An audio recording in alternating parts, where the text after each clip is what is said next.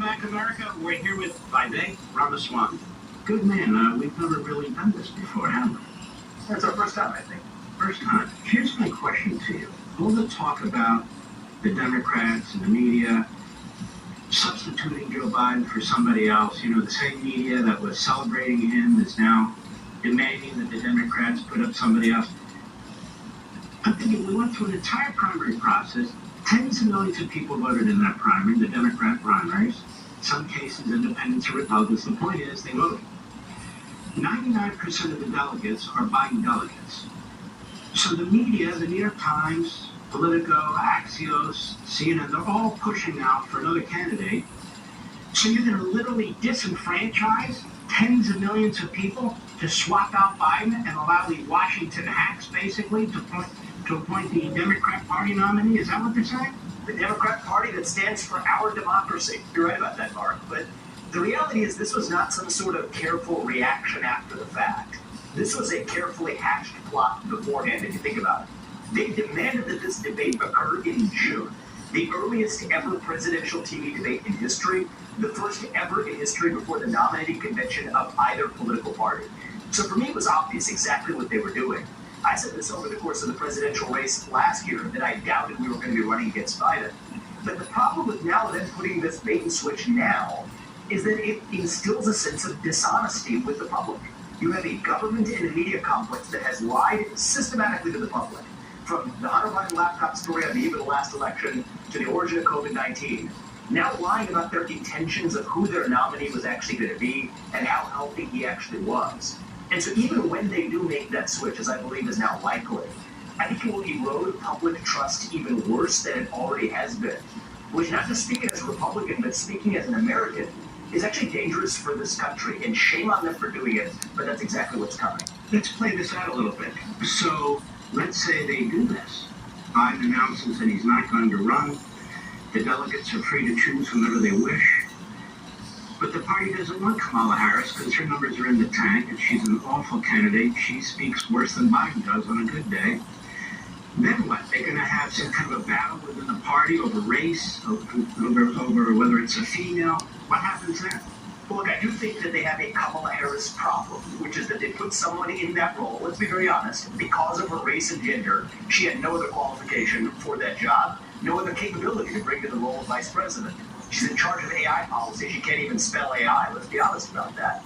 But that means they have to pick somebody else who solves those same identity politics problems. And also somebody who rises above the fray that stops them from having in-party fighting amongst ambitious people who are vying for that same role. I think that leaves one person ahead of the pack, ahead of the rest. And that's Michelle Obama, so we'll see what happens. But I've made this prediction long ago, and you play this forward, these people are going to say they're going to stop at nothing to keep Donald Trump out of office. I believe there is a good chance they will take the best shot that they can. Here's how we protect ourselves against that, Mark. First of all, President Trump has already done it. He's demonstrated, I think, convincingly to the American people at that debate, the fact that this lawfare was completely just that, a politicized prosecution. Even centrist friends, CEOs, many people who even 6 months ago would have been skeptical of those kinds of arguments, now see it the way that we do, is that this is just political lawfare. So I think that those people are in Trump's camp and here to say, regardless of who the Democrats put up.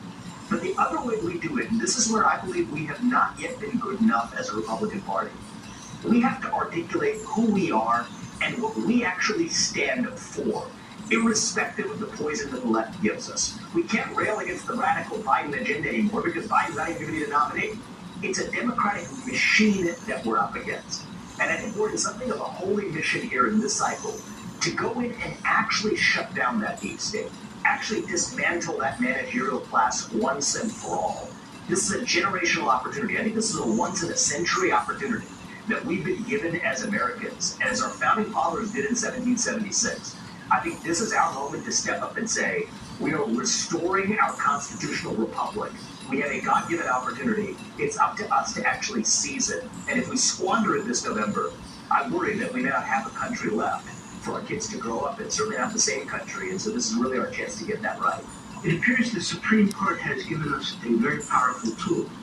It has gone pre-1984, pre-Chevron decision, meaning, in other words, they just ruled that the bureaucracy doesn't have the power to issue regulations, to enforce regulations and adjudicate regulations all at once. So now companies, small businesses, individuals can actually bring lawsuits, and judicial review belongs with the judiciary. That's what they just ruled.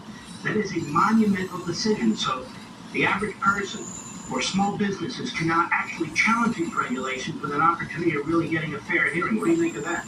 I think these are outstanding outcomes. These are some of the most important Supreme Court cases of our lifetime. It started 2 years ago with West Virginia versus EPA that said these regulators can't write rules that have a big impact if Congress never passed them into law. That was in 2022. Now, this cycle, you actually got two decisions just coming out in recent days. One which said that the SEC and other agencies can't house judges, prosecutors, and rule writers under the same agency. That was a big win. And then you saw the overturning of the Chevron doctrine itself, which says that courts no longer have to defer to agencies in the interpretation of the law. Together, these are the most monumental pro-constitutional decisions we have seen. And so for the next president who wants to go in there and actually dismantle that regulatory state, we now have the legal toolkit to do it. And I believe that man's going to be Donald Trump if we succeed this November. When we come back, my question to you is this. What do we do about the media? I'm not talking about the government, but they are private corporations. I mean, they have boards of directors, they have executives, they have CEOs, they have people who are supposed to be responsible to investors. They're destroying the country. Look at what they just did with Joe Biden. What do we do about this? We'll be right back. It was heartbreaking.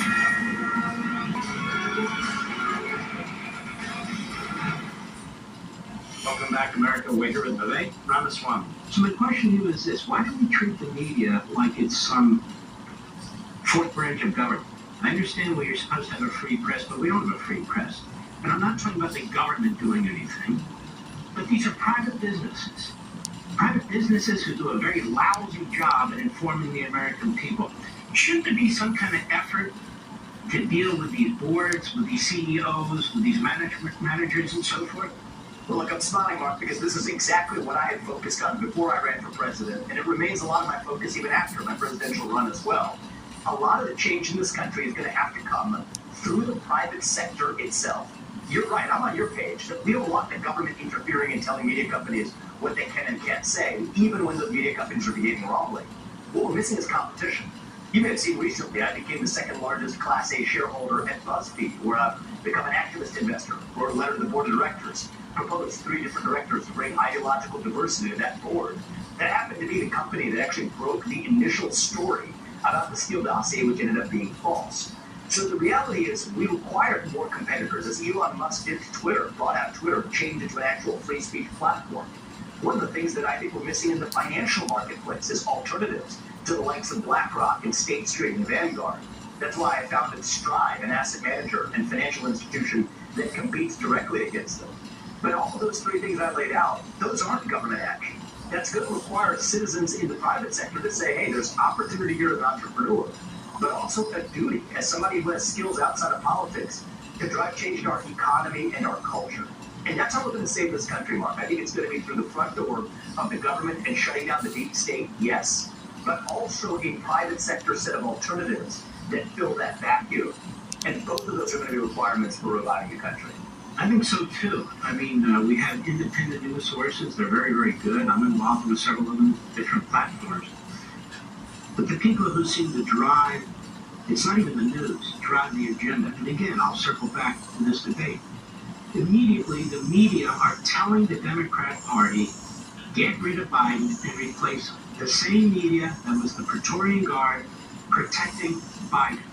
Their influence, I mean, they're like Pravda. They're like Al Jazeera. They are state-run media as long as the state is run by the Democrat Party. If they tell you the clips that you're looking at aren't legitimate, that Joe Biden shuffling around, then the media say they're not legitimate. Same thing over and over again. So it's a propaganda operation. So what can the little guy do? They're not multimillionaires and so forth. Can't they buy a little bit of stock and show up at board meetings and so forth? Absolutely they can. And here's the other thing the little guy can do is stop following what they're swallowing what they're force feeding you. Just because they're force feeding you doesn't mean you actually have to intake what they give you.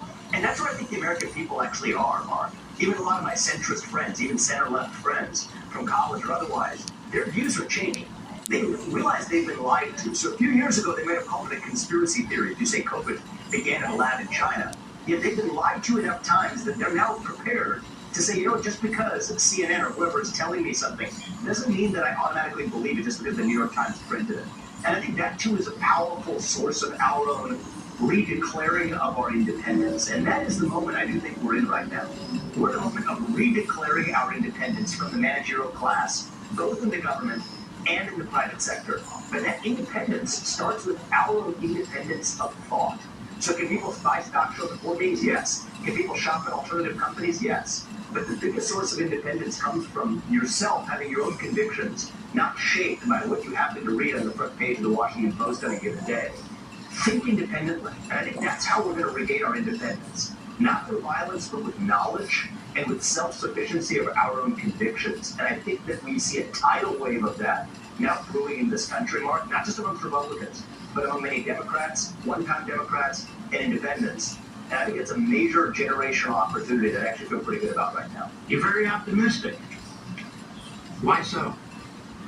I don't believe in peddling fake optimism, right? It's not morning in America right now. I'm not going to tell you that it is, but I think it can be. And I think this is our moment to make it so, right? A lot of people will say the American dream is alive and well. No, it's not. It's alive and barely hanging on for life support because prices have gone up and wages have stayed flat. So I'm not going to peddle fake optimism.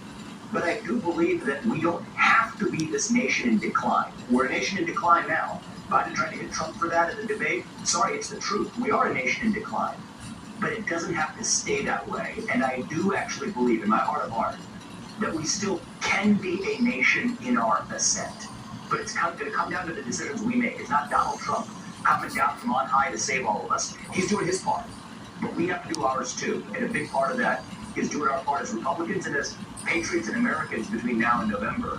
And for that, I'm optimistic that we can actually deliver not just a small electoral win, but this is the first opportunity we have to deliver a landslide of a kind we haven't seen in a generation since Reagan.